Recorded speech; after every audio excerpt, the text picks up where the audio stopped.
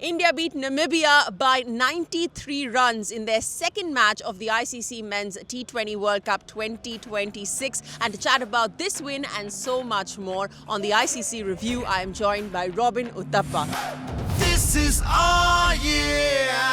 A win for India, taking their streak now to 10 consecutive wins in T20 World Cups. It's the most by any team in a tournament, and it all comes down to that Ishan Kishan knock right at the top of the game. 61 of 24 deliveries. What a guy, what a performance. Incredible, right? As I think his form and the way he's maximizing his form has been absolutely amazing. I think him there at the top, and then we had Hardik at the middle order, and then our bowlers, Varun doing his bit. I think it was a little patchy, Sanjana, but the parts that were good were really good. Yeah. And speaking of the parts that were good, Hardik Pandya with the bat and the ball. When he came in at 10 overs, India were 120 for the loss of 3 wickets. But to take them past 200, all credit to Mr. Fantastic. Yeah, absolutely. I think just the way he was calm when he started off. He was actually 9 of 10 balls, and then in the next 18 scored 48 runs.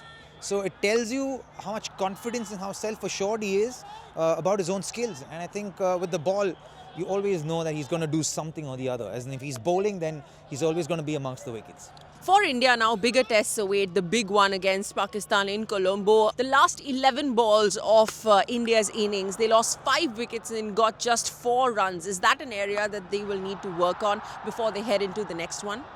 Well, yeah, it's better to pull your socks up now when the stakes aren't very high, rather than it getting to a point where you're putting pressure on yourself and then trying to work things up, and then you're working from under a panic situation. So you don't want to do that. There are wrinkles to be ironed clearly, and I'm glad they're showing up in the early part of the tournament, and we can iron those wrinkles out and then move into the back end of the tournament with momentum, which is what you want. You want momentum in the back end of a tournament like this, and when you have momentum in the back end, you end up going all the way. And for Namibia, what a special night. They only were taking on India for the second time in T20 internationals. Captain Gerard Erasmus leading from the front, 4 for 20. What a spell. Oh, brilliant spell. Showed us a whole lot of variety, didn't he? Bowling from just in front of the umpire, way behind the crease. Then the knees bent, round arm action. We're seeing a lot of variety in the World Cup this year. And he was on the button.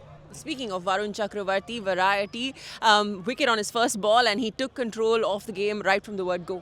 Yeah, number 1 bowler in the world, and he comes in and he means business from the word go. You expect nothing short of magical stuff from a guy like him who's riding high on confidence, and I love that he's got a very, very, very calm head on his shoulders. So you know that when he's coming into bowl, he's going to be intimidating. People are going to second guess when they're batting against him. So he's going to force batters to make errors. And he keeps it simple. You ask him what is his one wish that he has. If there's one rule that could be changed in cricket, he says, I wish the stumps were 3 inches taller.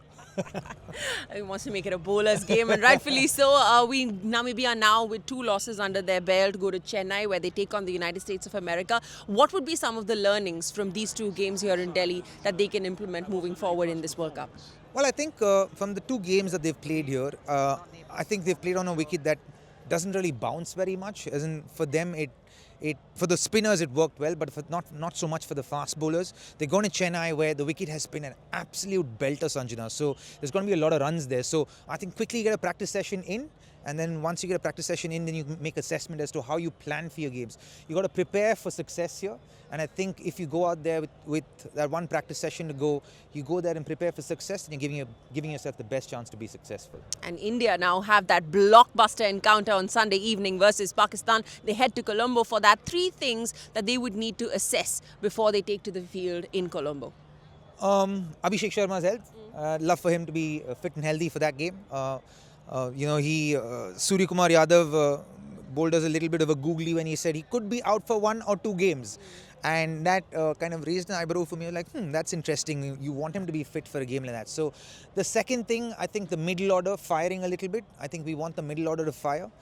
So I think the batters taking a little bit more time to just assess the wicket and play according to the wicket. Yes, you want to play aggressive cricket. That is there at the forefront of your mind. But you want to give yourself a chance to be successful. So assess the wicket, even if it means for 3 or 4 balls. Give yourself a chance. I'd love to see that change from the batters. And I think opening the bowling, if you can get wickets in the first 6. These 3 aspects, if we've got, then I'm certain we'll be on the right side of the game in Colombo. Awesome. Robin, thank you so much for joining us on The Review. Wonderful insight as always. You should buy tickets to this T20 World Cup. Things are heating up and we would love to see you in the stands. Come support your favourite side. We'll see you again very soon. So this is all